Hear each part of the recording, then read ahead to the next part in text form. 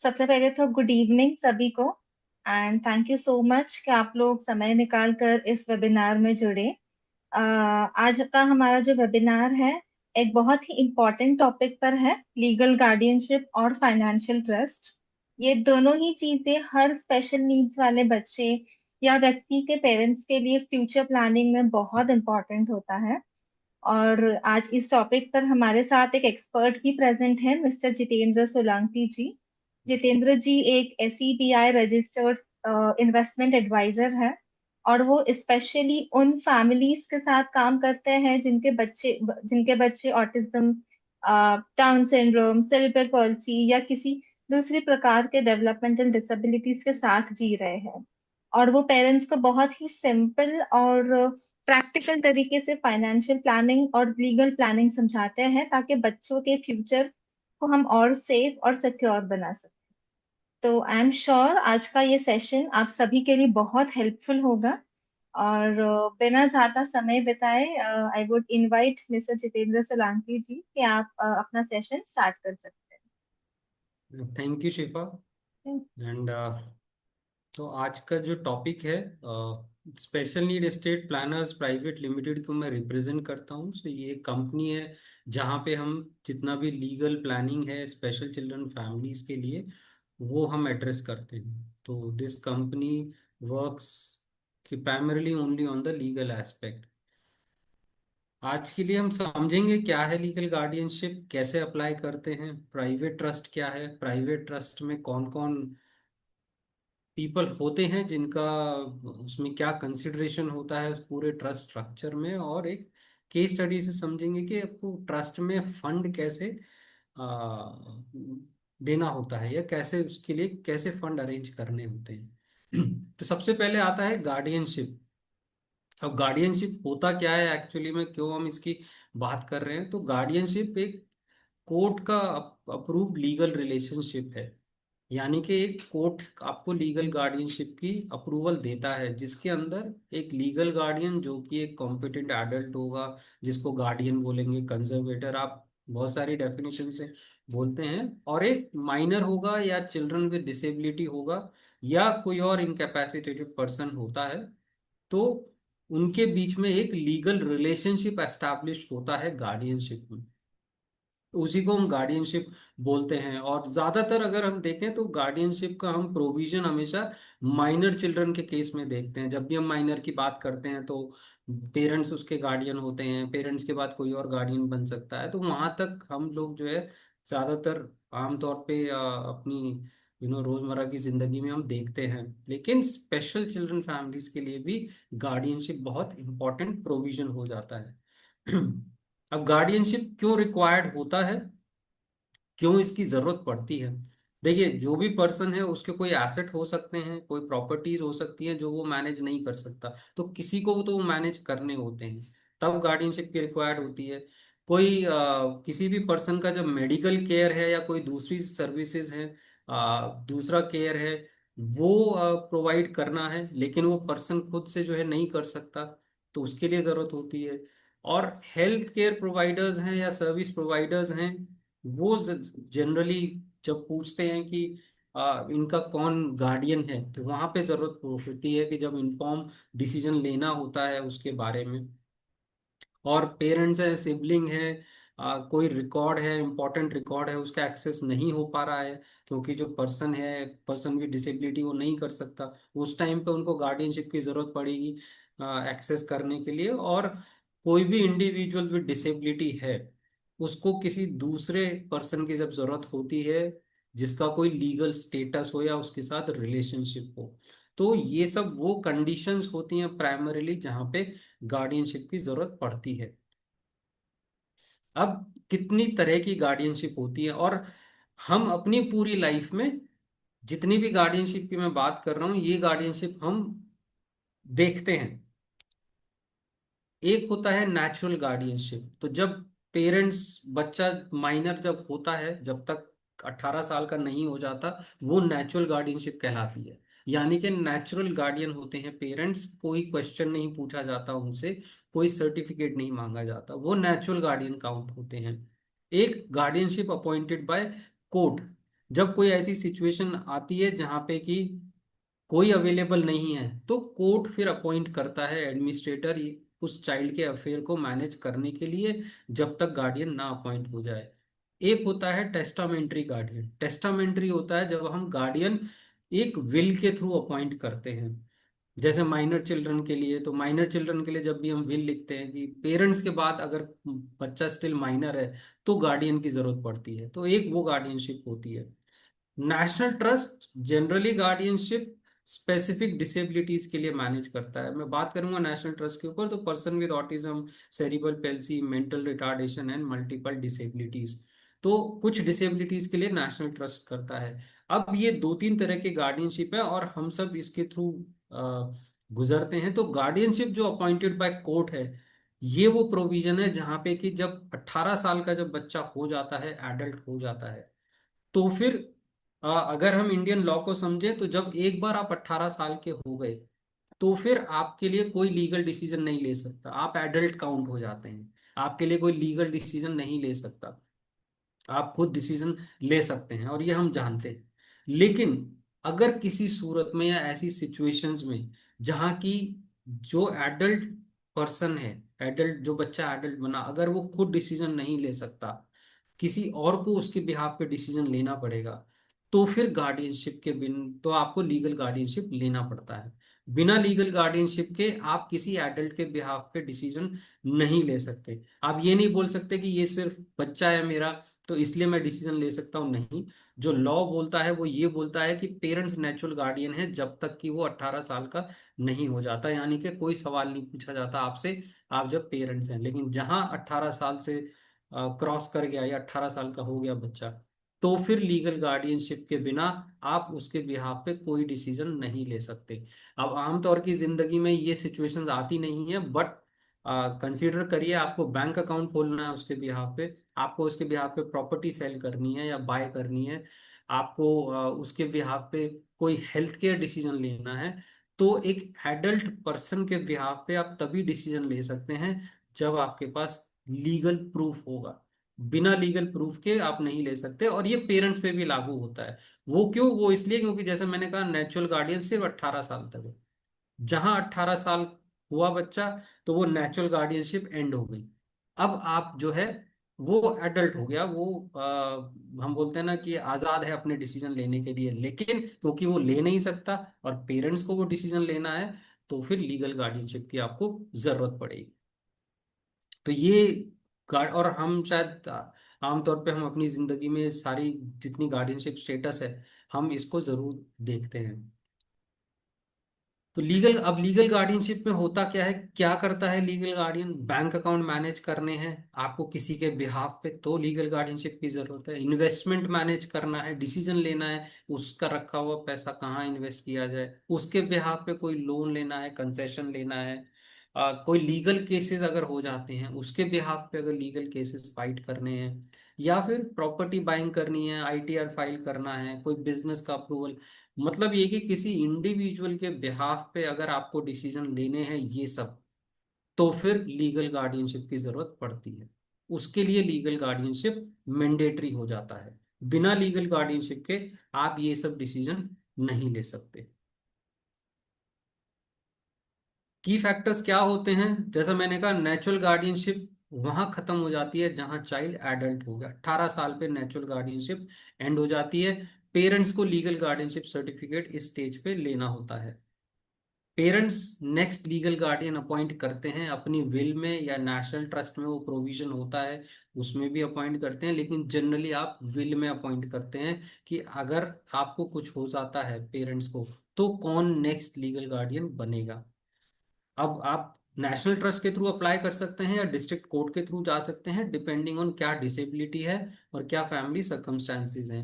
National trust only specific disabilities को ही देखता है, उसके बियॉन्ड अगर कोई डिसेबिलिटी होगी तो फिर आपको डिस्ट्रिक्ट कोर्ट के थ्रू अप्लाई करना पड़ेगा। और लीगल गार्डियन जो है दोनों पर्सनल और फाइनेंशियल अफेयर देखता है।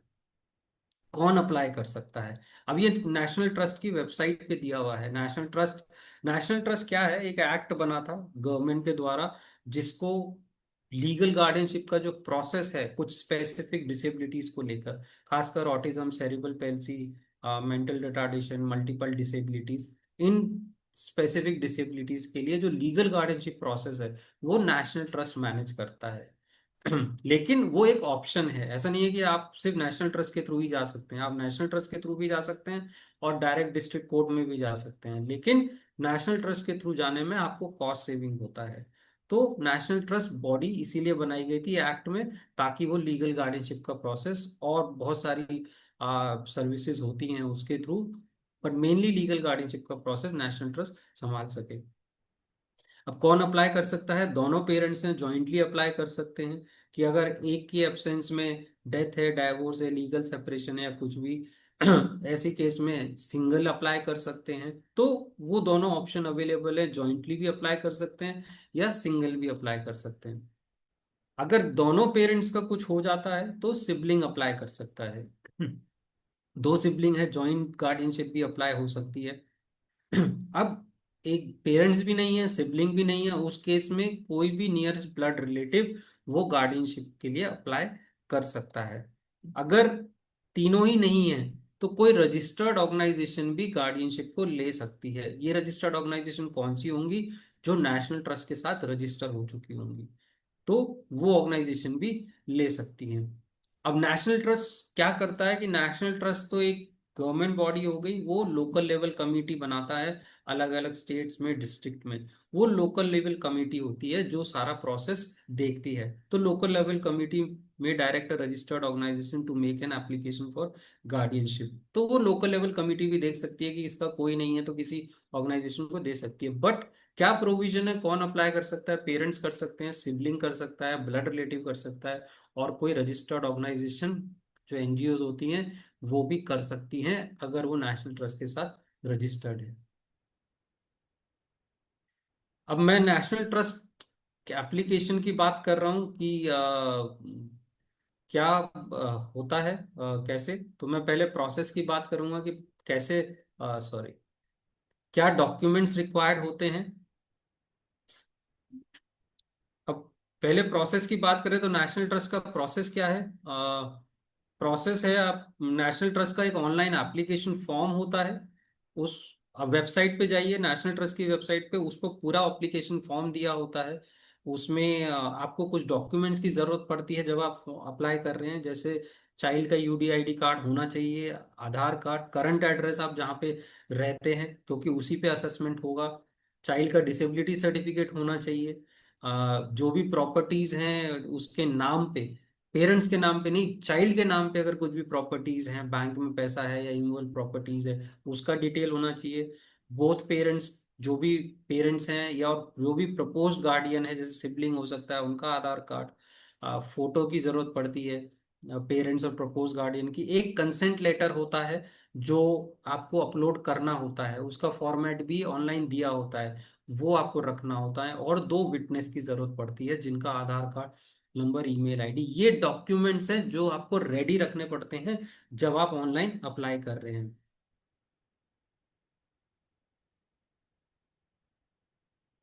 और ऑनलाइन जब आप अप्लाई करते हैं तो एक एप्लीकेशन फॉर्म है, आप उसको भरते चले जाते हैं, एंड में सबमिट करते हैं। सबमिट करने के बाद आपके पास एक एक्नॉलेजमेंट आता है। फिर आपके पास कॉल आता है पर्टिकुलर डे पे कि आपको इस दिन असेसमेंट के लिए आना है। आप असेसमेंट के लिए जाते हैं, वहां पे टीम होती है। वो असेसमेंट होने के बाद आपको लीगल गार्डियनशिप सर्टिफिकेट मिलता है। जनरली जो नॉर्मल प्रोसेस है वो 6 to 8 मंथ का प्रोसेस ये पूरा आपको लगता है लीगल गार्डियनशिप सर्टिफिकेट लेने के लिए। दूसरा होता है डिस्ट्रिक्ट कोर्ट। अब कोर्ट में मैं ज्यादा नहीं जाऊंगा, बट कोर्ट में हम सब जानते हैं कि क्या प्रोसीजर होता है। आप पिटीशन फाइल करते हैं, हियरिंग होती है, कोर्ट फिर सारी चीजें असेस करता है। असेसमेंट करने के बाद कोर्ट फिर आपको सर्टिफिकेट इशू करता है। तो दोनों ऑप्शन है, आप नेशनल ट्रस्ट के थ्रू भी कर सकते हैं, डिस्ट्रिक्ट कोर्ट के थ्रू भी कर सकते हैं। डिस्ट्रिक्ट कोर्ट में आपको थोड़ा कॉस्टली अफेयर हो जाता है। नेशनल ट्रस्ट में जनरली विदाउट कॉस्ट आपको जो है लीगल गार्डियनशिप सर्टिफिकेट मिल जाता है। ओके, तो ये नेशनल ट्रस्ट का प्रोसेस है कि आपने अप्लाई किया, नेशनल ट्रस्ट की वेबसाइट पे आपने डॉक्यूमेंट अपलोड करे, डॉक्यूमेंट अपलोड करने के बाद आपको एक्नॉलेज सबमिट किया आपने, एक्नॉलेजमेंट आया, उसके बाद जो है आपको एक्नॉलेजमेंट आने के बाद वहां पे आपका एप्लीकेशन हो गया और स्टेटस आपको वहीं पे पता लगता रहेगा। फिर आपको असेसमेंट के लिए कॉल आता है या आपको नोटिफाई होता है कि आपको इस डे पे असेसमेंट है। असेसमेंट के लिए जाते हैं, फिर आपको जो है गार्डियनशिप सर्टिफिकेट इशू होता है। तो ये सिंपल प्रोसेस है। प्रोसेस बहुत सिंपल है, ज़्यादा कॉम्प्लिकेटेड प्रोसेस नहीं है। और दूसरा, जैसे मैंने कहा डिस्ट्रिक्ट कोर्ट के थ्रू, तो फिर वो जैसे कोर्ट में और प्रोसीजर होते हैं वैसे ही होता है कि लॉयर की हेल्प लगती है आपको। लॉयर वो पिटीशन फाइल करता है लीगल गार्डियनशिप अवेल करने के लिए, कोर्ट असेस करेगा, फिर उसके बाद आपको सर्टिफिकेट लीगल गार्डियनशिप का मिलेगा। अब जो गार्डियन अपॉइंट हो गया उसकी ड्यूटी क्या होती है, ये पेरेंट्स के लिए भी है कि पेरेंट्स क्या कर सकते हैं, या पेरेंट्स के बाद जो भी अपॉइंट होगा तो मेंटेनेंस एंड रेजिडेंशियल केयर, तो जो भी पर्सन विद डिसेबिलिटी है उसका पूरा रेजिडेंशियल केयर देखना होगा। उसका मेंटेनेंस एंड रेजिडेंशियल की बात करूँ तो डे टू डे अफेयर भी देखने होंगे। मैनेजमेंट ऑफ इमूवेबल प्रॉपर्टी, कोई प्रॉपर्टी है उसके नाम पे, उसका मैनेजमेंट पूरा देखना होगा। उसके नाम पे कुछ भी मूवेबल प्रॉपर्टीज है, बैंक अकाउंट है, इन्वेस्टमेंट है, सब देखना होगा। और कोई और ऑब्लिगेशन जो उससे रिलेटेड है वो सब उसको मैनेज करनी होगी। कहने का मतलब ये है कि पूरा का पूरा उसका पर्सनल और फाइनेंशियल अफेयर एक लीगल गार्डियन देखता है। ये उसकी ड्यूटीज होती हैं, लीगल ड्यूटीज होती है।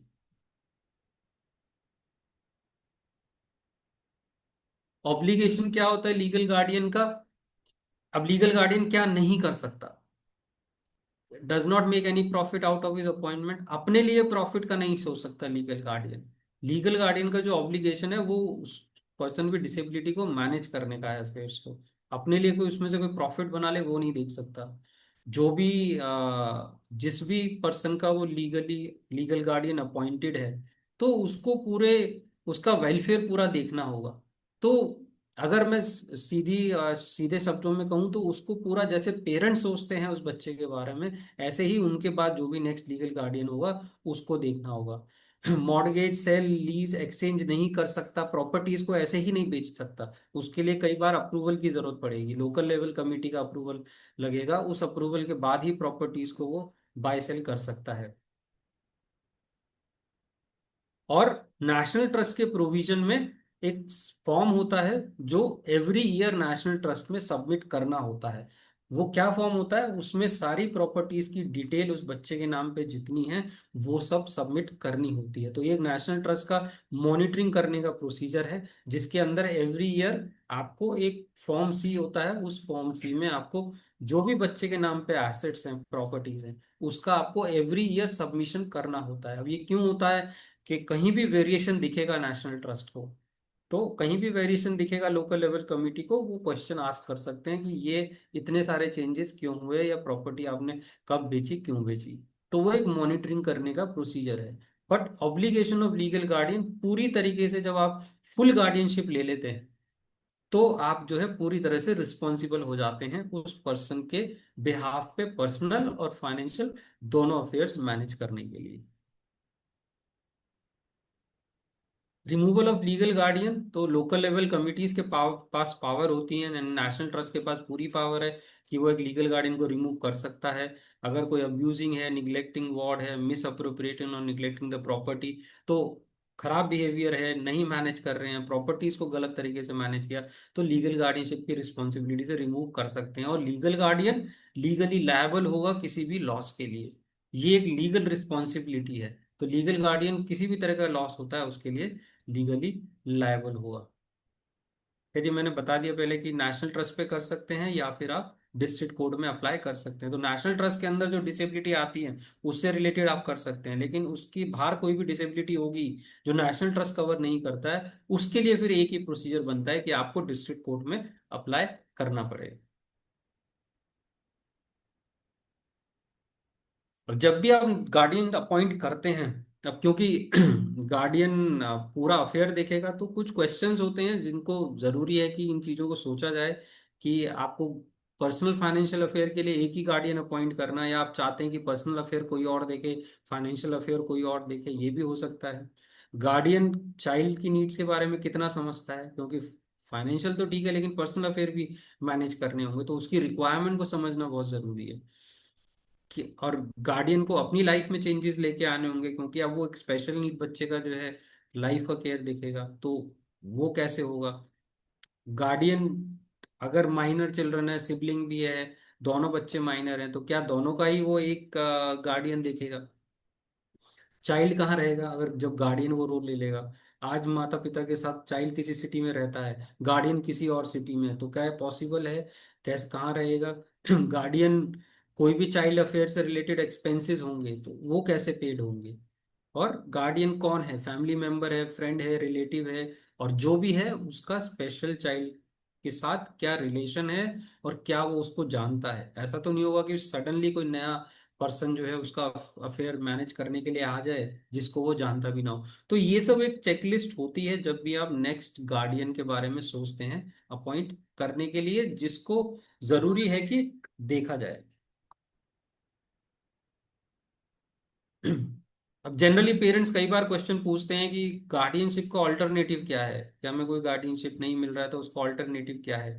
ऑल्टरनेटिव तो ये है कि जॉइंट ओनरशिप हो एसेट्स की, ट्रस्ट को सेटअप कर दो, और कुछ स्टेट लॉ वेरी कर सकते हैं, लेकिन ये ऑल्टरनेटिव ज्यादातर प्रॉपर्टी से रिलेटेड वर्क करते हैं।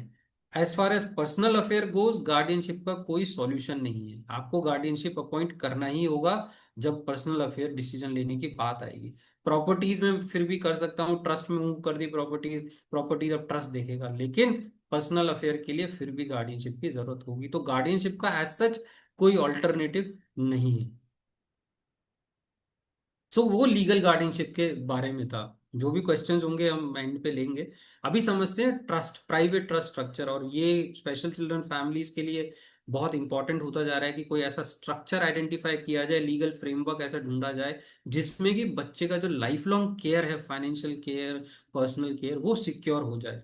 और उसमें प्राइवेट ट्रस्ट का एक अच्छा खासा इंपॉर्टेंस है, एक अच्छा लीगल फ्रेमवर्क बनता है। तो ट्रस्ट होता क्या है, बेनिफिट्स क्या होते हैं ट्रस्ट बनाने के। पहली बात तो कोई रेस्ट्रिक्शन नहीं है, कौन बना सकता है, सेटलर भी बना सकता है सेटलर होता है जो पेरेंट्स हैं या कोई सिबलिंग है, बाद में सिबलिंग भी बना सकता है, कोई लीगल गार्डियन बना वो भी बना सकता है। स्टैंडर्ड टर्म्स नहीं होते हैं यहाँ पे ट्रस्ट के। एक अलग एंटिटी बनती है, प्रोबेट नहीं लगता है। जो भी ट्रस्ट बनाता है वो इनिशियल ट्रस्टी आप अपॉइंट कर सकते हैं। तो ट्रस्ट के बहुत सारे बेनिफिट्स हैं जो हम देखेंगे, जो हम समझेंगे।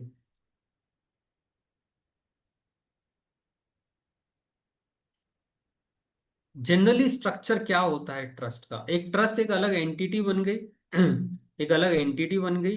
अब सेटलर है, सेटलर मेन वो पर्सन है जिसने एंटिटी बनाई। अब सेटलर कौन है, पेरेंट्स खुद सेटलर कहलाएंगे। गार्ड अगर सिबलिंग बना रहा है, सिबलिंग सेटलर कहलाएगा। तो और अगर ग्रैंड फा पेरेंट्स बना रहे हैं वो सेटलर कराएंगे। तो सेटलर ने एक ट्रस्ट फॉर्म किया, एक स्ट्रक्चर बना दिया जिसमें ट्रस्टीज अपॉइंट कर दिए जो उस ट्रस्ट को देखेंगे। ट्रस्ट के अंदर सारे ट्रस्ट एसेट आपने डाल दिए जो एसेट बच्चे के लिए सिक्योर करने हैं, और बेनिफिशियरी अपॉइंट कर दिए जो कि स्पेशल चाइल्ड होगा। ये लार्जली एक सिंपल ट्रस्ट का स्ट्रक्चर होता है, या लीगल अरेंजमेंट हम बोले वो होता है। इसमें थोड़ा सा मॉडिफाई करके और एक बेनिफिट आ जाता है प्रोटेक्टर का, कि इसी स्ट्रक्चर में ट्रस्टी में मैंने सक्सेसर ट्रस्टी भी अपॉइंट कर दिए, कौन आगे बनेगा इनिशियल ट्रस्टी के बाद, और प्रोटेक्टर भी अपॉइंट कर दिया कि फैमिली में से किसी को ऐसा पर्सन अपॉइंट कर दिया जो ट्रस्ट को ओवरसी देख सके। अब ट्रस्ट एक्चुअली में होता क्या है, एक लीगल अरेंजमेंट आप करते हैं कि आप पेरेंट हैं, आपने एक लीगल अरेंजमेंट कर दिया, आपने एक ट्रस्ट बना दिया। ट्रस्ट में आपने पर्सन अपॉइंट कर दिए जो उस ट्रस्ट में जो भी प्रॉपर्टी मूव करेगी उसको मैनेज करेंगे, और आपने बच्चे को बेनिफिशियरी बना दिया। ट्रस्ट बच्चे को जो है समय समय पर उसका जो भी बेनिफिट्स है, फाइनेंशियल बेनिफिट या फाइनेंशियल केयर, वो मैनेज करता रहेगा, पास ऑन करता रहेगा। ये सिंपल अरेंजमेंट है। अब एंटिटी है क्योंकि, तो इसमें कुछ स्ट्रक्चर बनते हैं। तो तीन स्ट्रक्चर जो है वो ट्रस्ट में बनते हैं। एक रिवोकेबल स्ट्रक्चर होता है, एक इरिवोकेबल होता है, एक टेस्टामेंट्री होता है। अब ट्रस्ट रिवोकेबल क्या होता है, रिवोकेबल ट्रस्ट वो स्ट्रक्चर है जिसके अंदर आपने आज बना दिया तो आपके पास पूरी पावर होती है कि कल को आप डिसॉल्व करना चाहो डिसॉल्व कर सकते हो। तो आपने ट्रस्ट आज बनाया, कल को आप डिसॉल्व करना चाहते हो, आपने डिसॉल्व कर दिया पूरी तरीके से। एसेट ओनरशिप यहाँ पे अनचेंज रहती है, मतलब आप एज अ सेटलर या पेरेंट है, आपके पास ही काउंट होते हैं सारे ट्रस्ट के एसेट। ट्रस्ट में आपने मूव भी कर दिए तो भी आपके ही काउंट होंगे। इनकम जो भी ट्रस्ट की होगी वो आपकी इनकम में ऐड होके आपको ही टैक्स उस पर भरना होगा। और लेकिन आप सेटलर की डेथ होने पे वो ट्रस्ट इरिवोकेबल में कन्वर्ट हो सकता है। और ये बेनिफिशियल स्पेशल चिल्ड्रन फैमिलीज के लिए होता है। और मैनेजिंग, अगर आपने मल्टीपल एसेट्स हैं, आपने अलग अलग शहर में मल्टीपल प्रॉपर्टीज हैं, आप मैनेज करना चाहते हैं लेकिन आप अलग अलग नहीं मैनेज कर सकते, तो उसको आप ट्रस्ट स्ट्रक्चर में आप ले आते हो, वहां से मैनेज करते हो। दूसरा होता है इरिवोकेबल। तो इरिवोकेबल वो स्ट्रक्चर है जो एक बार आपने बना दिया, फिर आप उसको रिवोक नहीं कर सकते। फिर वो जब ऑब्जेक्टिव कंप्लीट होगा वो तभी डिसॉल्व होगा। और एक बार एसेट अगर उस ट्रस्ट में मूव कर गए तो फिर वो ट्रस्ट की प्रॉपर्टी हो गई, फिर उसको कोई क्लेम नहीं कर सकता। वो जो सिक्योरिटी पेरेंट्स देखते हैं कि ट्रस्ट एसेट एक बार सिक्योर हो जाए, वो आपको इरिवोकेबल ट्रस्ट में मिलता है। टैक्सेशन उसका वेरी करता है, अलग अलग स्ट्रक्चर होते हैं उसमें वेरी करता है। और beneficial special children families point of view से बहुत बेनिफिशियल हो जाता है कि आपने एक ट्रस्ट बनाया, इरिवोकेबल ट्रस्ट बना, आपने एसेट्स मूव ऑन कर दिए उसमें, अब वो एसेट लाइफ लॉन्ग प्रोटेक्टेड हो गए। अब जो भी आपने ट्रस्ट डीड में लिखा है उसके अकॉर्डिंग ट्रस्ट मैनेज हो रहा है। तीसरा होता है टेस्टामेंट्री ट्रस्ट। टेस्टामेंट्री ट्रस्ट होता है जब आप विल में बना देते हैं। आप अपनी लाइफ में नहीं बनाते लेकिन आप विल में प्रोविजन कर देते हैं कि मेरी डेथ पे जब भी ये एसेट हैं ये ट्रस्ट में मूव करने होंगे, और उस समय वो ट्रस्ट क्रिएट होगा। तो आप एग्जीक्यूशन ऑफ विल जो है फॉर्मेशन के टाइम पे, इस टाइम पे आप करते हैं। और जितने भी ट्रस्ट रूल होते हैं वो ट्रस्ट डीड में ना लिख के विल में लिखे होते हैं। तो कई बार ये माइनर चिल्ड्रन का जो फ्यूचर होता है उनके प्रोटेक्शन के लिए बन जाते हैं, लेकिन ये भी एक ट्रस्ट है। तो ये तीन ट्रस्ट के स्ट्रक्चर हैं जो जनरली बनते हैं। अब टैक्सेशन क्या होता है ट्रस्ट का?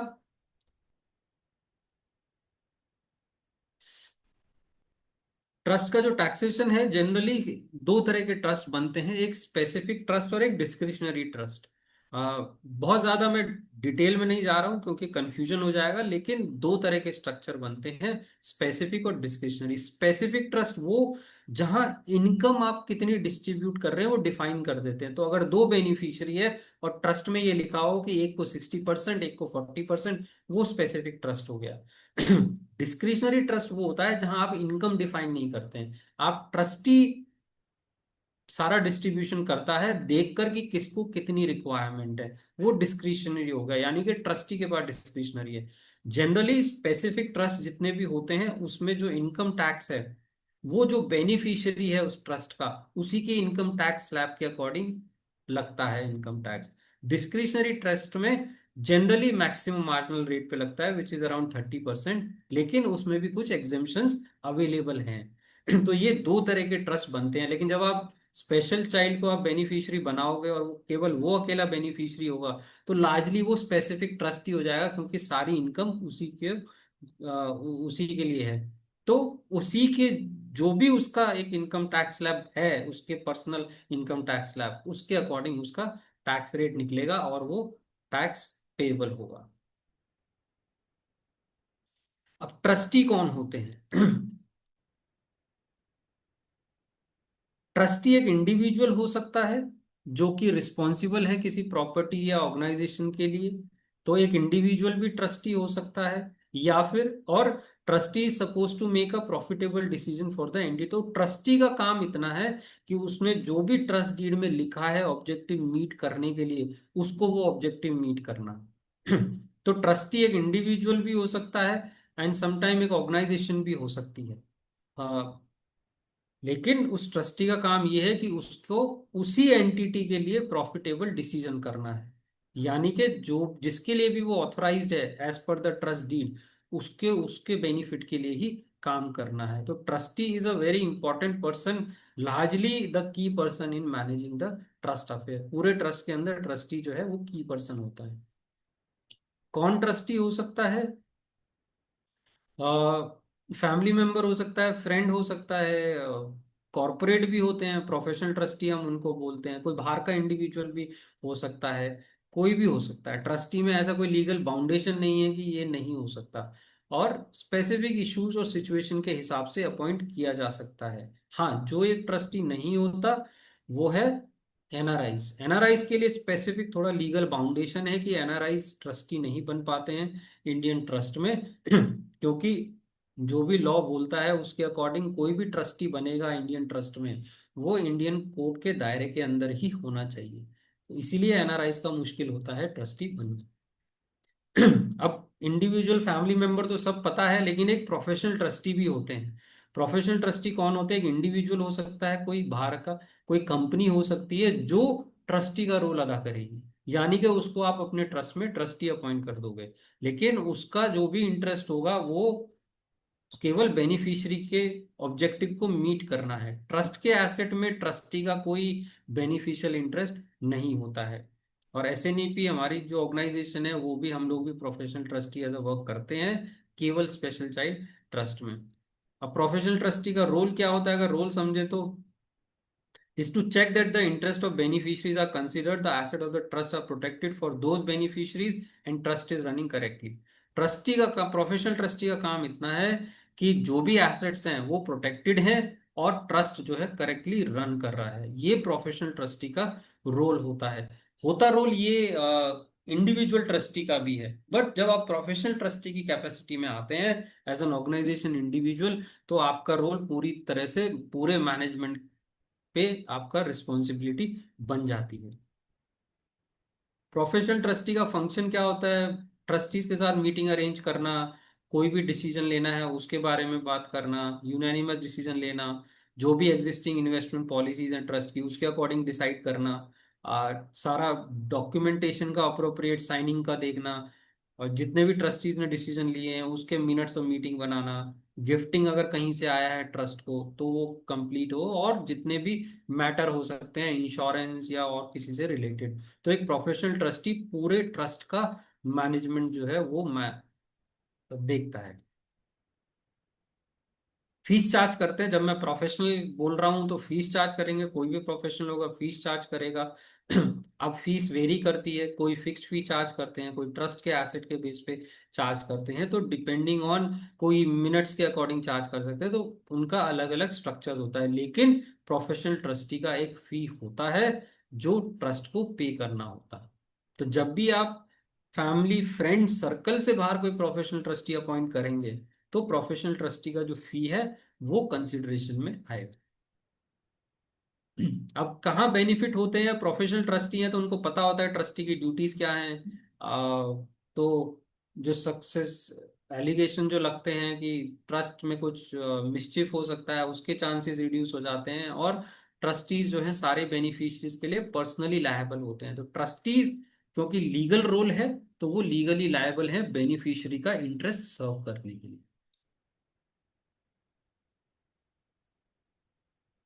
ये तो आई हैव ऑलरेडी डिस्कस्ड। अब जब भी आप ट्रस्टी आइडेंटिफाई करते हैं तो आपको कुछ क्वालिटीज देखनी चाहिए। अब अगर आपने ट्रस्ट बनाया और आप चाहते हैं कि मैं फ्यूचर के ट्रस्टी अपॉइंट कर दूं, तो कुछ क्वालिटी होनी चाहिए ट्रस्टी के अंदर। उसको पता होना चाहिए कि फाइनेंशियल मैनेजमेंट कैसा होगा। ये नहीं बोल रहे हैं कि वो एक्सपर्ट होना चाहिए, बट उसको पता हो कि किस फाइनेंशियल मैनेजमेंट के लिए कौन सा प्रोफेशनल हायर करना है। रिलेशनशिप होना चाहिए, दूसरे प्रोफेशनल के साथ good relationship, special need child के अफेयर्स के बारे में उसको पता होना चाहिए, जनरली कंफ्लिक्ट अवॉइड होना चाहिए, और बेनिफिशियरी का जो केयर है वो टॉप प्रायोरिटी पे होना चाहिए।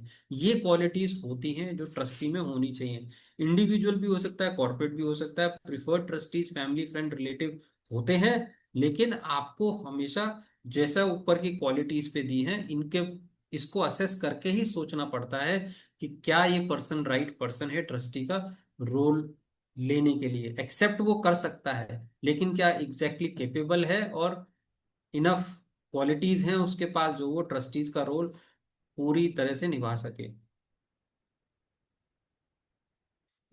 अब ये ट्रस्ट का फ्रेमवर्क है लार्जली।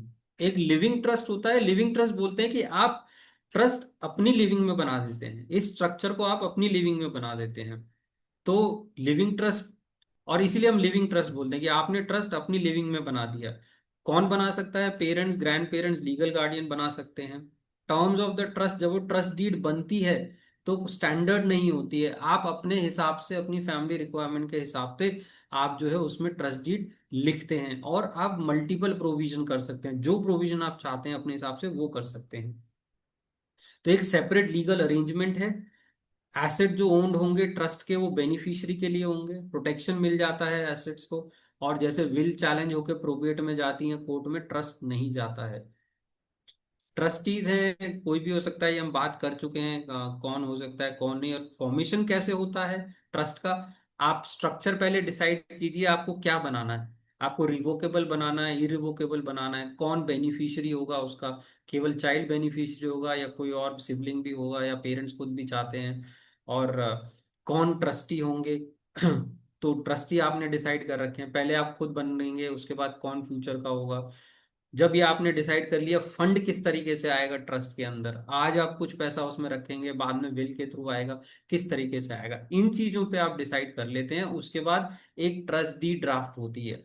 ट्रस्ट डीड ड्राफ्ट होती है, एक डीड बनती है, जैसे गिफ्ट डीड बनती है या सेल सेल डीड बनती है प्रॉपर्टी की, ऐसे ही एक ट्रस्ट डीड बनती है जिसमें सब कुछ लिखा होता है। तो ट्रस्ट डीड आपने बनाई, और जब एक ट्रस्ट डीड ड्राफ्ट हो गई तो आपका ट्रस्ट का डॉक्यूमेंट रेडी हो गया, उसको आपने जाके रजिस्टर करा लिया। जो लोकल सब रजिस्ट्रार ऑफिस होता है आपके एड्रेस के अकॉर्डिंग, उसी पे वहीं पे रजिस्टर होते हैं, वहां रजिस्टर करा लिया। रजिस्ट्रेशन के बाद आपने पैन कार्ड के लिए अप्लाई किया, फिर पैन कार्ड आती है, आपने बैंक अकाउंट को ओपन किया, आपका ट्रस्ट अब फंक्शनल हो गया। अब आपका वो ट्रस्ट फंक्शनल है, अब आप उसमें फंड्स डाल के उससे बच्चे का केयर मैनेज कर सकते हैं। ये होता है लिविंग ट्रस्ट। दूसरा वो टेस्टामेंटी ट्रस्ट होता है कि आप अपनी लिविंग में ना बना के विल में प्रोविजन कर जाते हैं, तो वो टेस्टामेंटी ट्रस्ट होता है। But beneficial generally living trust ही होता है, क्योंकि आप अपनी लिविंग में वो फ्रेमवर्क बना देते हैं। स्पेशल नीड ट्रस्ट ऐसा सच इंडिया में कोई डेफिनेशन तो नहीं है स्पेशल नीड ट्रस्ट की, बट हम फिर भी बोलते हैं, क्योंकि केवल स्पेशल चाइल्ड के लिए जो भी इंडिया में वो प्राइवेट ट्रस्ट के अंदर आता है। पेरेंट्स बनाएंगे फैमिली प्राइवेट ट्रस्ट, मैनेजमेंट और बेनिफिशियरी, तो पेरेंट्स इनिशियल ट्रस्टी बन सकते हैं। ये मैं एक तरह का सॉल्यूशन बता रहा हूँ कि किस तरीके से ट्रस्ट स्ट्रक्चर बन सकता है, और कैसे पेरेंट इनिशियल ट्रस्टी बन जाएंगे, पेरेंट्स आइडेंटिफाई करेंगे, उनके बाद कौन फ्यूचर ट्रस्टी बनेगा। और पेरेंट्स ऐसे भी स्ट्रक्चर बनते हैं जिसमें चाइल्ड के साथ साथ पेरेंट्स भी खुद बेनिफिशियरी बन जाएंगे। तो वो जो सेम ट्रस्ट है, वो पेरेंट्स जब ओल्ड एज पे पहुंचेंगे तो उनका भी फाइनेंशियल केयर वही ट्रस्ट देख लेगा। मैनेजमेंट और मैनेजिंग द कॉर्पस है, तो ट्रस्ट क्या देखेगा? इन्वेस्टमेंट देखेगा, उस पर क्या ग्रोथ हो रही है, टैक्स एफिशिएंसी क्या मिल रही है, सस्टेनेबिलिटी क्या है। तो डिस्ट्रीब्यूशन जो है इनकम का, वो गार्डियन या इंस्टीट्यूशन को देना है, मतलब रेजिडेंशियल जो केयर है, या गार्डियन को देना है, या चाइल्ड के लिए किसको भी देना है, वो आप अपने हिसाब से अच्छे से प्लान कर सकते हैं। कैसे कि आप इन्वेस्टमेंट प्लान करते हैं, कौन से इन्वेस्टमेंट में रखा जाए जहां से टैक्स कम पड़े, तो इस तरीके से प्लान कर सकते हैं। जो चाइल्ड केयर का कॉस्ट है वो फंड किया जा सकता है, quarterly, half yearly, monthly, annually, कोई लमसम रिक्वायरमेंट, आप सारे प्रोविजन कर सकते हो। तो funds as and when required paid हो सकते हैं। और एक बार इरिवोकेबल बन गया तो फिर एसेट्स को पूरी तरीके से, जो एसेट है उसके अंदर उनको प्रोटेक्शन मिल जाता है।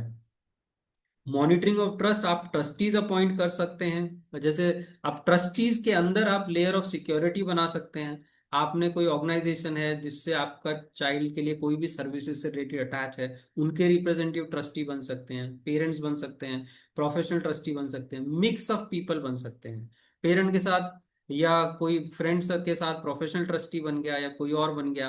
तो इस तरीके से मिक्स ऑफ ट्रस्टी बना सकते हैं। तो decision making does not rest with one party, तो उस केस में डिसीजन मेकिंग अब एक पार्टी के पास नहीं है, डिसीजन मेकिंग जब जॉइंट डिसीजन मेकिंग होगा तभी वो डिसीजन कहलाएगा। और फंड्स मॉनिटरिंग हो सकता है, पीरियोडिक ऑडिटिंग होगी, प्रोफेशनल हायर कर लिया आपने, एक रिव्यू प्रोसेस बना दिया, तो वो प्रोफेशनल ऑर्गेनाइजेशन कर सकती है। तो हम लोग ये मानते हैं कि एक मोस्ट वायबल स्ट्रक्चर है जहां आपको लाइफ लॉन्ग सिक्योरिटी आपको चाइल्ड का प्रोवाइड करना है। Trust structure can provide that continuity of funding, वो जो कंटिन्यूटी है, एज एन इंडिविजुअल जब आप गार्डियन बनते हैं, फिर आप नेक्स्ट गार्डियन अपॉइंट करते हैं, फिर आपको सोचना पड़ता है अगर ये भी नहीं होगा तो कौन बनेगा। तो वो कंटिन्यूटी करना बड़ा मुश्किल होता है। ट्रस्ट के अंदर वो कंटिन्यूटी आपको लाइफ लॉन्ग मिलता है। और क्योंकि प्राइवेट ट्रस्ट है, फ्लेक्सिबल है, तो आप इसको अच्छे से एफिशिएंट बना सकते हैं। अब जनरली हम बात करते हैं कि आप केवल एक लीगल फ्रेमवर्क की तरफ मत देखो, आप एक पूरे इकोसिस्टम की तरह देखो। इकोसिस्टम क्या होता है कि ट्रस्ट आपकी जो है एक मेन एंटिटी बन गया, सेंट्रल एंटिटी आपका ट्रस्ट है। अब गार्डियन भी आपने अपॉइंट कर रखा है, सर्विस प्रोवाइडर्स हैं, तो ट्रस्ट जो है मेनली मेन एंटिटी बनता है क्योंकि सारा फाइनेंशियल उसके पास है। तो वो जितने भी सर्विस प्रोवाइडर्स हैं उनके साथ कॉन्ट्रैक्ट करता है, अरेंजमेंट करता है, उनके साथ वो सारे कॉन्ट्रैक्ट साइन करेगा, और ट्रस्ट ही वो पे आउट करेगा। जो गार्डियन होगा वो ओवरसी देखेगा ट्रस्ट मैकेनिज्म, तो ट्रस्टी जो है गार्डियन को रिपोर्ट कर सकते हैं। तो इस तरीके से एक इकोसिस्टम बन सकता है जिसमें लेयर ऑफ सिक्योरिटी हो जाती है, और इसी के अंदर फिर पेरेंट्स कम्युनिटी हैं, फ्रेंड्स हैं, डिस्टेंट रिलेटिव हैं, वो एक सपोर्ट सिस्टम बन जाते हैं। तो ट्रस्ट आपका हमेशा एक सेंट्रल एंटिटी इस तरीके से बन सकता है जो कि एक पूरा इकोसिस्टम प्रोवाइड कर सकता है। अब केस स्टडी में जनरली फंडिंग पे लूंगा। आपने ट्रस्ट तो बना दिया, लेकिन फंड कितना करना है कैसे डिसाइड करेंगे? ट्रस्ट में कितना जाना चाहिए पैसा, ऐसे मतलब जब तक वो फंडिंग प्रॉपर नहीं होगी ट्रस्ट की, तब तक जो है ट्रस्ट प्रॉपर वो नहीं कर सकता। ट्रस्ट तो आपने बना दिया, लेकिन अगर फंड ही उसमें पूरे नहीं है तो ट्रस्ट क्या वर्क करेगा? कुछ नहीं कर पाएगा। ट्रस्टीज हाथ खड़े कर देंगे एक टाइम के बाद कि फंड तो है ही नहीं, तो कहाँ से करें? तो इसलिए जरूरी है कि ट्रस्ट में कितना फंड जाए उसका सही कैलकुलेशन हो। एक केस स्टडी से समझते हैं। विक्की है, 27 साल का, स्पेशल नीड एडल्ट है। अब गौरव ने एक ट्रस्ट बना दिया। अब गौरव ये एस्टिमेट कर रहा है कि क्या कॉर्पस रिक्वायर्ड होना चाहिए लाइफ टाइम केयर के लिए। विक्की की लाइफ एक्सपेक्टेंसी 70 साल की है। लाइफ स्टेज 7% इन्फ्लेशन हो गया, ग्रोथ 8% का हो गया कॉर्पस पे। तो ये कुछ एस्टिमेशन है, कुछ अजम्पशन है जो हम लेके चल रहे हैं। अब हमने एक विक्की का एक्सपेंस चार्ट बना दिया। ये स्पेशल नीड चाइल्ड का एक एक्सपेंस चार्ट है, हमने बना दिया। लिविंग पे कितना, डे टू डे पे कितना, personal need, social recreational, miscellaneous, monthly expense today 58,000 है। ये मैंने हाइपोथेटिकल केस स्टडी बनाई है। Don't go by the actual expenses, वो कुछ भी हो सकते हैं, एक्चुअल कुछ भी हो सकते हैं, बट 58,000 मंथली आता है। तो अब कॉर्पस कितना चाहिए होगा लाइफ टाइम केयर के लिए? तो अब मान लीजिए गौरव ये बोलता है कि आज की डेट में तो 58,000 एक्सपेंस है, अब ये इन्फ्लेशन से बढ़ता रहेगा, और उसको 70 साल तक जो है जीना है। तो मुझे 43 ईयर्स के लिए आज की डेट में कितना कॉर्पस होना चाहिए? तो 2.4 करोड़ निकल के आता है कि इतना अगर हो आज गौरव के पास, और गौरव को कुछ हो जाए, तो विक्की का जो पूरा लाइफ लॉन्ग केयर है वो इससे मीट हो सकता है। लेकिन ट्रस्ट के अंदर पैसा जाना है। अब तो ये एक्चुअली में, अगर गौरव ने ट्रस्ट बनाया और विक्की उसका बेनिफिशियरी है, तो अब ये पैसा जो है ट्रस्ट में जाएगा जो विक्की का केयर देखेगा। लेकिन ट्रस्ट के अपने कुछ रिकरिंग कॉस्ट भी हो सकते हैं, तो उसके लिए मैं ट्रस्ट के रिकरिंग कॉस्ट को थोड़ा सा मैं ऐड कर देता हूँ। अच्छा, ये दूसरे कैलकुलेशन है जिसमें एक तो ये है कि सिंपल सा इन्फ्लेशन ले लिया, एक मैंने ये है कि मेडिकल इन्फ्लेशन क्योंकि हाई है, 10% के अराउंड होता है, तो मैं दोनों तरह से कैलकुलेशन कर सकता हूँ। तो इस केस में जो फंड्स रिक्वायर्ड है वो थोड़ा ज्यादा आ जाएगा क्योंकि मेडिकल इन्फ्लेशन भी उसमें इंक्लूडेड है। लेकिन जो ट्रस्ट के लिए एक्चुअल में आएगा वो ये आएगा कि मैंने ट्रस्ट के लिए भी yearly cost for trust management 90,000 का मैंने जो है ऑलमोस्ट उसमें प्रोविजन कर लिया, जो एनुअल एक्सपेंसेस हैं। तो 6.96 लाख ना जाके 7.86 लाख का मैंने प्लान कर दिया। उसके हिसाब से 2.79 CR का कॉर्पस आया, जो एक्चुअल ट्रस्ट में जाना चाहिए, जिसमें ट्रस्ट के एक्सपेंसेस भी निकलेंगे, प्लस ट्रस्ट के विक्की का जो केयर है वो भी मीट होगा। तो इस तरीके से ट्रस्ट की फंडिंग डिसाइड की जाती है कि आखिर ट्रस्ट कैसे और कितने अमाउंट से फंड होना चाहिए।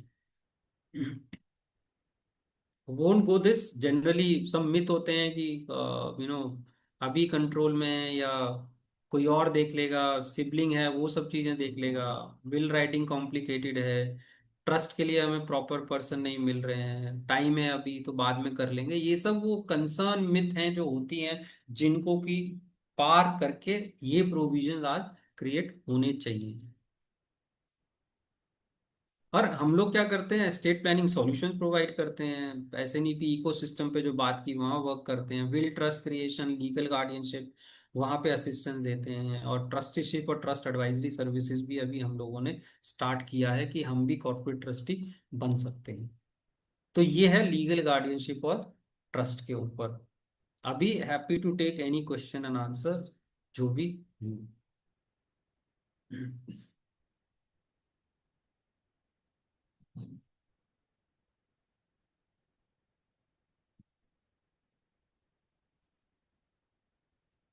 Hello, sir. Hello, yes.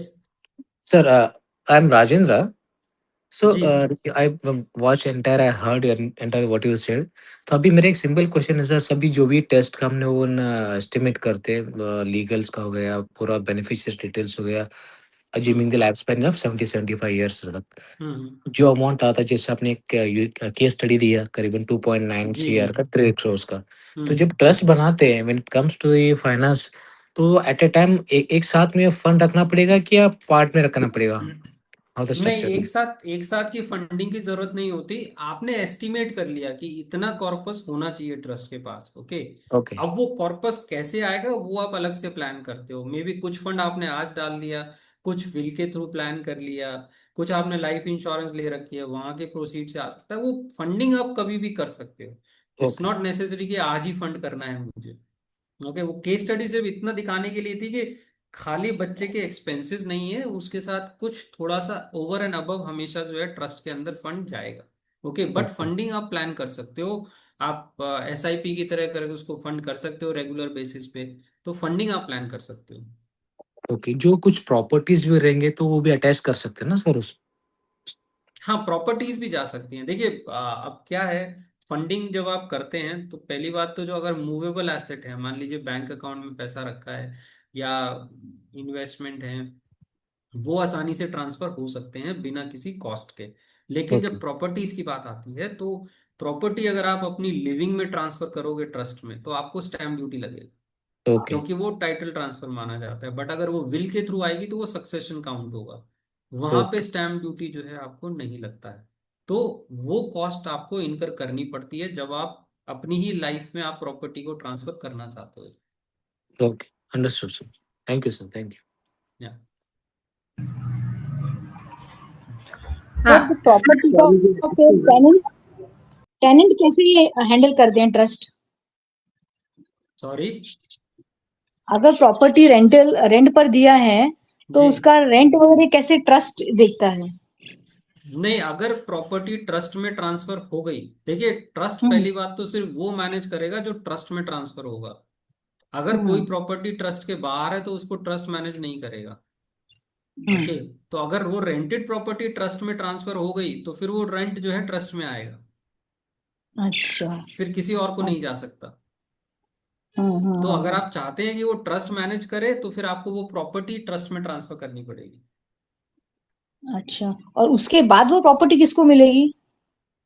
उसके बाद किसको मिलेगी वो आप ट्रस्ट डीड में स्पेसिफाई कर देते हो। जब आप ट्रस्ट डीड बनाते हो तो आप ट्रस्ट हाँ। डीड में ये प्रोविजन आता है कि अगर बेनिफिशियरी की डेथ हो गई तो ट्रस्ट डिसॉल्व हम्म। हो जाएगा। डिसॉल्व होने के बाद वो एसेट किसको जाएंगे वो आप उसमें मेंशन कर देते हो। तो वो आपको हम्म। ट्रस्ट डीड बनाते वक्त ही वो प्रोविजन भी आपको क्रिएट करना होता है कि किसको जाएंगे वो हम्म। एसेट अगर बेनिफिशियरी की कल को डेथ हो गई तो। अच्छा, तो वो उसमें एग्रीमेंट में ही हमने बता देना है कि बेनिफिशियरी के बाद ये एक्स वाई जेड को मिलना चाहिए। Yes yes. अब वो मतलब एक्स वाई जेड को मिलना चाहिए, दो तीन लोगों को मिलना चाहिए, जैसे भी आप चाहते हैं वो हाँ। उसी में ट्रस्ट डीड में ही बनता है। ट्रस्ट डीड में ही आपको हाँ, लिखना होता है। ये ट्रस्ट का कितना फीस वगैरह होता है, कितना खर्चा लेते हैं वो लोग? ट्रस्ट डीड का जो एक्सपेंस है, डिपेंडिंग ऑन कितना डिटेल है, क्या प्रोविजंस हैं, okay, it can start from anywhere from 50 to 60,000। Okay, trust deed का। पर एनम? और नहीं नहीं, एक तो होता है वन टाइम कॉस्ट। ये वन टाइम कॉस्ट हम्म। आता है, एक बार ट्रस्ट डीड बन गया, रजिस्टर हो गया, तो आपका ट्रस्ट प्रिपेयर हो गया। फिर आपको ट्रस्ट, तो वो एक हम्म। वन टाइम कॉस्ट आता है फॉर्मेशन ऑफ ट्रस्ट। और फिर उसके बाद अच्छा। रिकरिंग कॉस्ट आएगा, वेरिंग ऑन रिकरिंग कॉस्ट में उसमें आएगा जैसे मान लीजिए आप किसी प्रोफेशनल को हायर करते हैं, उसकी फीस हो सकती है। आप कभी ट्रस्ट के नाम पे आप कुछ इन्वेस्टमेंट अकाउंट खोलते हैं तो उसका मेंटेनेंस वो कॉस्ट हो सकता है, तो वो रिकरिंग कॉस्ट आते हैं। लेकिन एक वन टाइम फीस आती है जो फॉर्मेशन के टाइम पे होती है। और ट्रस्ट को मॉनिटर कौन करता है? ट्रस्ट को एज सच कोई अथॉरिटी मॉनिटर नहीं करती है, ट्रस्ट के ऊपर सीधा कोर्ट है। तो ट्रस्ट में अगर कुछ भी इश्यू होगा तो मैटर कोर्ट ऑफ लॉ में जाएगा। ट्रस्ट को कोई मॉनिटर नहीं कर रहा है। इसीलिए जो ट्रस्ट अच्छा। आप बनाते हैं तो आप खुद लेयर ऑफ सिक्योरिटी बना सकते हैं। फैमिली मेंबर्स की लेयर ऑफ पीपल आप अपॉइंट कर सकते हैं जो उस ट्रस्ट को ओवरसी करे। तो वो आप बनाते वक्त खुद ही कर सकते हैं, बट एज सच कोई ट्रस्ट को मॉनिटर नहीं कर रहा है रेगुलर बेसिस पे। ओके, ठीक है, थैंक यू सर। अच्छा ये बताइए कि जो अभी बैंक अकाउंट वगैरह है एग्जिस्टिंग, लीगल गार्डियन का सर्टिफिकेट नहीं बनवाया, तो अभी इसमें कोई प्रॉब्लम नहीं आएगा क्या? मुझे दोबारा पूछेंगे आप? जैसे बनाया है, कोई नहीं, बैंक अकाउंट खोले हैं, इन्वेस्टमेंट है, तो अभी इस लीगली कोई ऑब्जेक्शन आएगा क्या? अभी हमने नहीं लिया लीगल गार्डियन का सर्टिफिकेट, और एज मेरी डॉटर की 32 है, तो इसमें कोई प्रॉब्लम आएगा क्या नहीं बनाया सर्टिफिकेट? एस के Jain sir, I think Solanki sir का नेटवर्क थोड़ा सा ब्रेक हुआ है। आप 2 मिनट रुक जाइए, I think okay. He will connect once again. फिर आप जो है वो हाँ। दोबारा से अपना क्वेश्चन पूछ सकते हैं।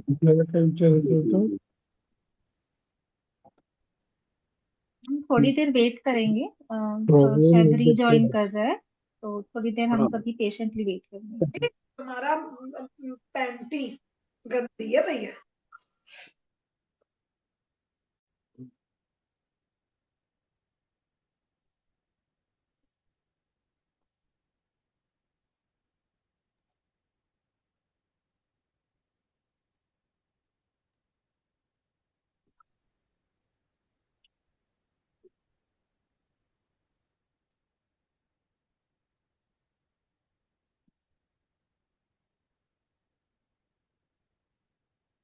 हेलो।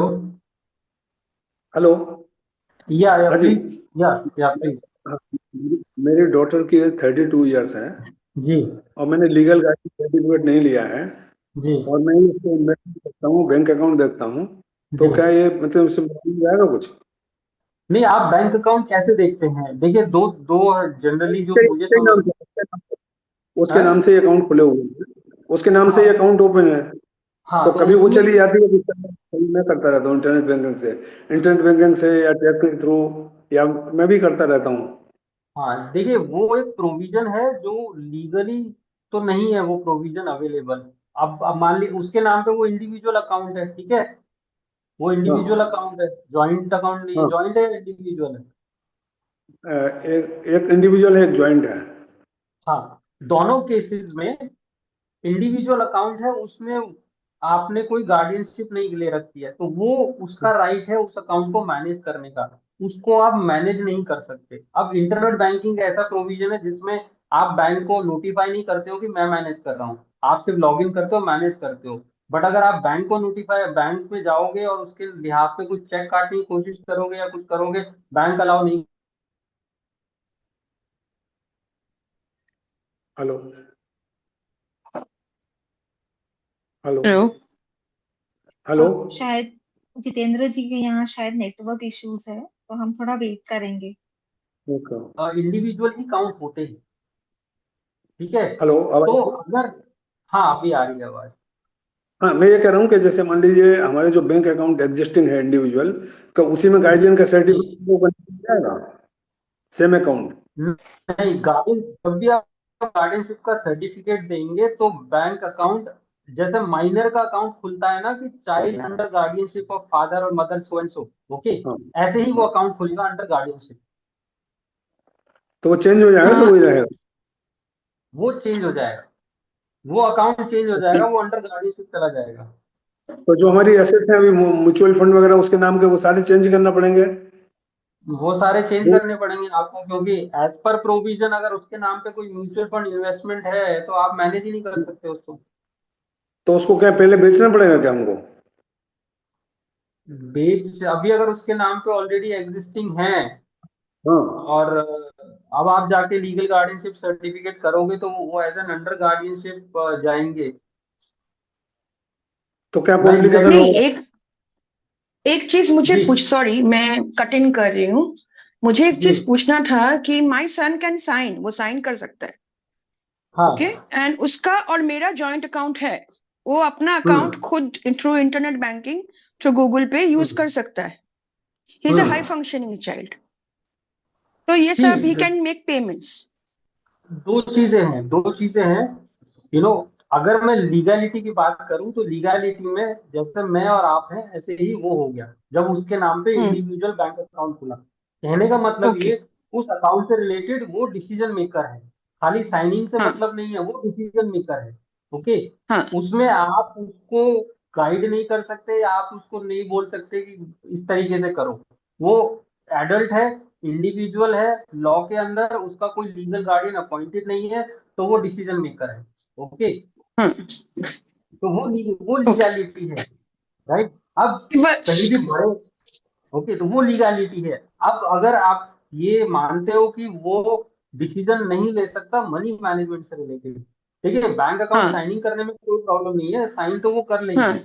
बट अगर मनी हाँ मैनेजमेंट डिसीजन की बात आएगी तो अगर हाँ वो उस मान लीजिए बैंक अकाउंट में काफी बड़ा पैसा रखा है, ओके, अगर हाँ हाँ, आप उसको डिसीजन लेने जाएंगे तो वो डिसीजन माना नहीं जाएगा बिकॉज आपके पास अथॉरिटी नहीं है उस पैसे के डिसीजन, पैसे से रिलेटेड कोई भी ओके डिसीजन लेने का। ओके, ओके तो ओके वहां हेलो। पे इश्यू आएगा। हेलो।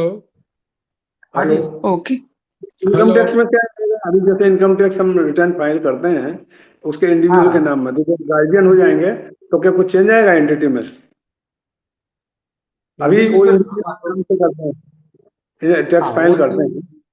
वो चेंज आ जाता है। आप एज अ गार्डियन जो है उसका रिटर्न फाइल करते हैं as an assessee, representative assessee. Okay, तो उसमें एक प्रोविजन होता है जिसमें आप एक रिप्रेजेंटेटिव असेसी का प्रोविजन भरते हैं जब आप इनकम टैक्स फाइल करते हैं। अभी जो आप कर रहे हैं आप उसके बिहाफ पे नहीं कर रहे हैं, अभी तो आपका उसको लॉगिन मिला हुआ है, आपने फाइल कर दिया उसके नाम पे। ओके, आपने कहीं भी इनकम टैक्स को ये नहीं दिखाया कि एज अ रिप्रेजेंटेटिव असेसी आप उसका रिटर्न फाइल कर रहे हैं, तो उसमें भी थोड़े चेंजेस आते हैं। रिटर्न इनकम टैक्स में कोई चेंज नहीं आएगा, सिर्फ रिटर्न फाइलिंग के प्रोसेस में चेंज आ जाएगा।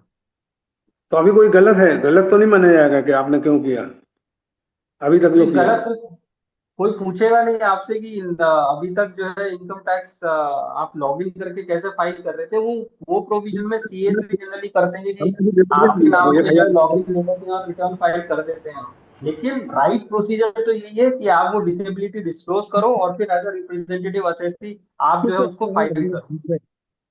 1 लाख रुपए का जो छूट है वो भी नहीं लिया हमने, इसमें क्लेम नहीं किया। डिसेबल को छूट रहती ना 1 लाख की। हाँ तो अब वो दो तरीके से छूट मिलती है ना, एक तो 80U 80 डबल डी, खैर नए प्रोविजन में तो है ही नहीं कोई भी छूट अवेलेबल। अच्छा, नए नए इनकम प्रोविजन। टैक्स नहीं, नए प्रोविजन में कोई छूट नहीं है, सब बंद हो गया। मेरे ख्याल से मधु जी ने बहुत देर से अपना हैंड रेस कर रखा है, तो हम जी मधु जी का बताएं। भी क्वेश्चन ले सकते हैं और फिर उसके बाद एक क्वेश्चन सुंदरम जी का ले सकते हैं। अच्छा, लास्ट है, ट्रस्ट डीड जरूरी है क्या लीगल के साथ? Sir, Madhu my ji. question is, yeah, my question is, this is Manoj. Sorry, Madhu is ji my wife. My question is specific to the funding. As of now, we have been discussing about the self-funding. So, do you provide any kind of resistance for external funding? That's what I wanted to know.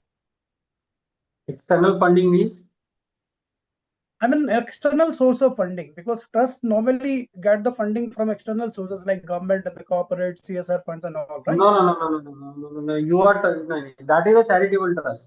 I am talking Okay. About a private family trust. ये private family trust है, आपका family trust है। इसमें जो भी funding होगी वो आप ही करोगे, आप करोगे, रिश्तेदार होंगे वो करेंगे। इसमें कहीं भी कोई गवर्नमेंट से फंडिंग नहीं आएगी, कोई फंडिंग नहीं आएगी। Okay. Okay, Got it, sir. ये Thank you. फैमिली ट्रस्ट है, हमने जो आज डिस्कस किया ये फैमिली ट्रस्ट है जो आप फैमिली क्रिएट करती है अपने फैमिली मेंबर्स के लिए। Okay. Got it. Thank you, sir. एक लास्ट क्वेश्चन हम ले सकते हैं सुंदरम जी से।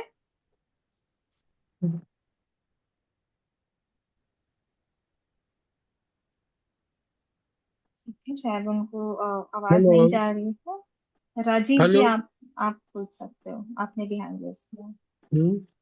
Hello, can I? Good evening, Mr. Jitendra. Yeah, good evening, Mr. Bakshi. How are you, Mr. Jitendra? Good I'm to good, see you. sir. Good to see you again. I had a small query which is coming from many people. This is regarding taxation. Regarding? Taxation. जी. Taxation of the funds of the income of the trust. जी. I'm assuming it's an irrevocable trust, discretionary. Discretionary.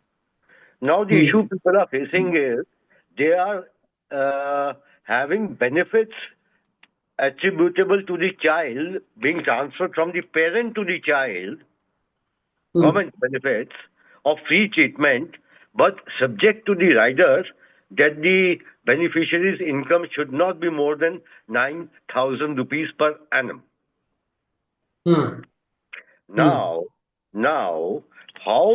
which kind of trust to make, discretionary, non-discretionary, such that the income goes in the name of trust, taxable to the trust, not to the beneficiary, in the beneficiary's name.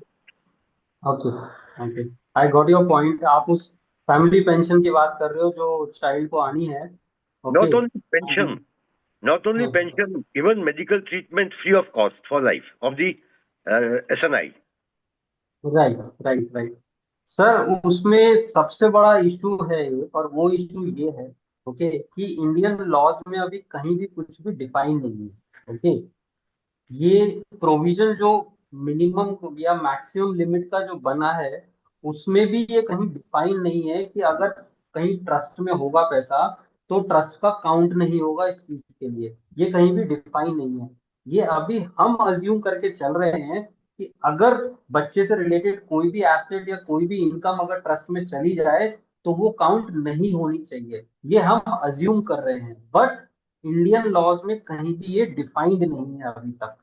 Okay, this is basically that the case has to be put up to the government and get a clarification on this. क्या ऐसा हो सकता है? Okay, तो India में अभी तक ये डिफाइन नहीं है. ये हम अज्यूम करके चल रहे हैं क्योंकि ट्रस्ट जिस तरह की एंटिटी है उसमें अगर आपने ट्रस्ट में एसेट कर दिए और वो सिर्फ एक्यूमुलेट हो रहे हैं. देखिए, दो चीजें हैं. ये जो प्रोविजन आप बोल रहे हैं ये उस प्रोविजन पे है कि बच्चे के नाम पे अगर कोई इनकम आ रही है तो. Correct. Correct. हाँ, तो अब उसके अगेंस्ट पे जो हमें लगता है वो ये कि अगर ट्रस्ट के अंदर एसेट है और सिर्फ एक्यूमुलेट हो रहे हैं उसमें तो ये इनकम काउंट नहीं होनी चाहिए. लेकिन ट्रस्ट से अगर इनकम डिस्ट्रीब्यूट होके बच्चे के अकाउंट में आएगी या बच्चे के किसी भी एक्सपेंडिचर को लेके होगा तो वो इनकम काउंट हो जाएगी क्योंकि एंड ऑफ द डे वो फाइनली उसके हाथ में आ गई. ओके, तो वो काउंट हो जाएगी. In that case, do I take it कि ऐसे लोगों को I should recommend to go for non-discretionary so that the taxable income is counted in the settler's account? Not in settlers account. Sir, settlers account तो revocable irrevocable पर है, discretionary non discretionary में नहीं है. ओके, और generally अगर केवल I stand corrected. I would recommend to them to go for revocable. पर रिवोकेबल, देखो अब इसमें ना दो तीन चीजें बहुत डिफिकल्ट हो जाती है. रिवोकेबल ट्रस्ट में सिक्योरिटी ऑफ एसेट नहीं मिलता है क्योंकि वो एसेट सेटलर पे ही काउंट हो रहे हैं. ओके, और रिवोकेबल वो तब तक है जब तक पेरेंट्स अलाइव है. जनरली उसके बाद पेरेंट्स चाहेंगे कि वो इरिवोकेबल ट्रस्ट बने. ओके, ताकि कोई कल उसको अमेंड ना कर सके. राइट, तो इसलिए ये कैच पोजीशन हो गई है अभी जहां पे कि हम अज्यूम ही करके चल रहे हैं. अभी लीगैलिटी में ये डिफाइन नहीं है. ये क्लैरिफिकेशन भी अभी कहीं से नहीं आया है. ये सिर्फ प्रोविजन बन गया है तो हम अज्यूम करके चल रहे हैं. लगता है ये है कि हो जाना चाहिए, बट इट डिपेंड्स ऑन कि गवर्नमेंट क्या क्लैरिफिकेशन निकाल.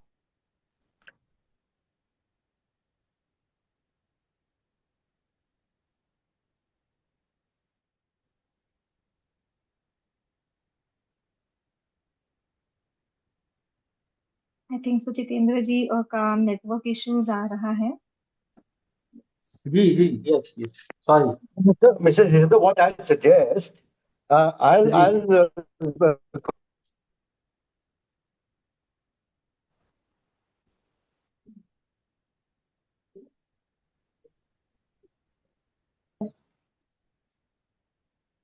Sorry, I guess Rajiv ji का जो वो है। Yes, yes.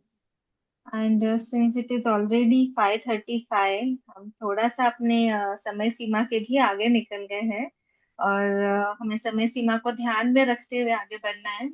तो आई थिंक सो हम आज का सेशन यहीं पे रैप अप करेंगे। सभी के क्वेश्चंस को एड्रेस करना इतने छोटे टाइम फ्रेम में पॉसिबल नहीं होगा। और मैं अपनी टीम से भी बात करूंगी कि ये वेबिनार का जो रिकॉर्डिंग है क्या वो हम प्रोवाइड कर सकते हैं। Apart from that, thank you so much Jitendra ji, पूरी नई दिशा के टीम से और सभी पार्टिसिपेंट्स के तरफ से भी, कि आज आपने इतना हेल्पफुल सेशन दिया हम सभी के लिए। लीगल गार्डियनशिप और फाइनेंशियल ट्रस्ट जैसे इंपॉर्टेंट टॉपिक्स को आपने सिंपल और क्लियर तरीके से एक्सप्लेन किया। ये इंफॉर्मेशन हम सभी पेरेंट्स और सभी केयर गिवर्स के लिए बहुत यूजफुल है, क्योंकि ये डायरेक्टली उनके बच्चे के फ्यूचर से जुड़ी है।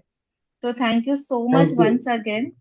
और सभी पार्टिसिपेंट्स को भी थैंक यू कि आप लोग टाइम निकाल कर इस सेशन के लिए ज्वाइन हुए। और आई होप कि इस डिस्कशन में ये डिस्कशन आपके लिए बहुत हेल्पफुल रही होगी और आपको थोड़ी और क्लैरिटी मिली होगी। तो thank you ma'am everyone for joining. Ma'am ये थैंक यू। यूट्यूब में अपलोड होगा? That दोनों का स्पेशलिटी है कि they focus on special needs of the ma'am ये स्लाइड्स वगैरह आप ये अपलोड होगा। आप अगर आप जो है वो इसका रिकॉर्डिंग लेना चाहते हैं तो आप नई दिशा की वेबसाइट पर भी देख सकते हैं। इसके अलावा I just want to tell you one thing कि अगर आप लोगों में से आई सॉ कि कई सारे लोगों के क्वेश्चंस का आंसर नहीं हो पाया है टाइम लिमिट की वजह से, सो आप नई दिशा की जो हेल्पलाइन नंबर है 8448448996 उस पर भी कॉल कर सकते हैं और मैसेज कर सकते हैं और आपके जो भी क्वेश्चंस हैं उनका आंसर जो है वो दिया जाएगा। अगर पॉसिबल होगा तो जितेंद्र सोलंकी सर से भी हम आपको कनेक्ट करवा सकते हैं। Okay, thank you Ruchi for adding that. आप बिल्कुल हमारे हेल्पलाइन नंबर पर अपने क्वेरीज के साथ रीच आउट कर सकते हैं एंड वहां से हम उनको कैसे आगे ले जाना है उस बारे में discuss. Thank you so much everyone. By the way, please fill the feedback forms, the poll that will be sent in the WhatsApp groups. Thank you. Thank Thank you you. everyone. Thank you everyone. Thank you.